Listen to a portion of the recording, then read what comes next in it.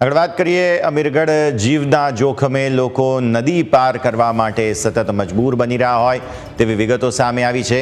કાકવાડા ગામે જીવના જોખમે લોકો નદી પાર કરવા માટે મજબૂર બન્યા। વિદ્યાર્થીઓ અને પશુપાલકો પાણીમાંથી પસાર થવા મજબૂર બન્યા હતા, ત્યારે બનાસ નદીની પેલે પાર રહેતા લોકોને હાલાકીનો સામનો કરવો પડી રહ્યો છે। 3 વર્ષથી પુલ મંજૂર થયા છતાં કોઈ કામ થઈ નથી રહ્યા અને વિદ્યાર્થીઓ જીવના જોખમે શાળાએ જવા મજબૂર બની રહ્યા છે। દર વર્ષે આ જ મુશ્કેલી સર્જાય છે અને દર વર્ષે તંત્ર માત્ર હૈયાધારણા આપે છે। અમીરગઢની નબળી નેતાગીરીને કારણે આ પરિસ્થિતિ દર વર્ષે સર્જાતી હોય છે। સંવાદદાતા રતનસિંહ ફોનલાઈન પર આપણી સાથે। રતનસિંહ, દર વર્ષે આ પ્રકારની સમસ્યા લોકોને સામનો કરવો પડે છે, પરંતુ તંત્ર દ્વારા કોઈ કામગીરી કરવામાં નથી આવતી।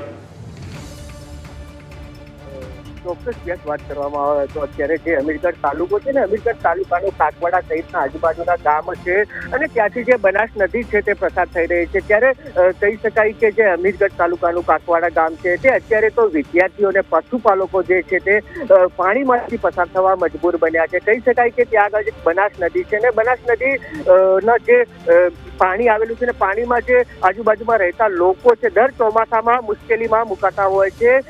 3 વર્ષથી જે પુલ છે તે મંજૂર કરાય છે, પરંતુ છતાં તેનું કામ હાથ ન ધરાતા અત્યારે તો ગામના તમામ લોકો છે તે મુશ્કેલીમાં પડાયા છે। જીવના જોખમે જે વિદ્યાર્થીઓ છે તે નદી પાર કરીને શાળાએ અભ્યાસ કરવા માટે જતા હોય છે। કહી શકાય કે દર વર્ષે આ જ મુશ્કેલી સર્જાય છે અને દર વર્ષે તંત્ર માત્ર જે હૈયાધારણ આપે છે। ત્યારે કહી શકાય કે અમીરગઢ તાલુકાની જે નેતાગીરી છે, નબળી નેતાગીરીના કારણે આ પરિસ્થિતિ દર વર્ષે સર્જાતી હોય છે। એટલે કહી શકાય કે ક્યાંક ને ક્યાંક જે ભાજપ હોય કે કોંગ્રેસ હોય મોટા મોટા વચનો આપતી હોય છે, પરંતુ ક્યાંક ને ક્યાંક વચનો આપીને જતી રહેતી હોય છે ને ત્યાંની મુશ્કેલીઓ હોય છે તે ગામ લોકોને ભોગવવાનો જે વારો છે તે આવતો હોય છે।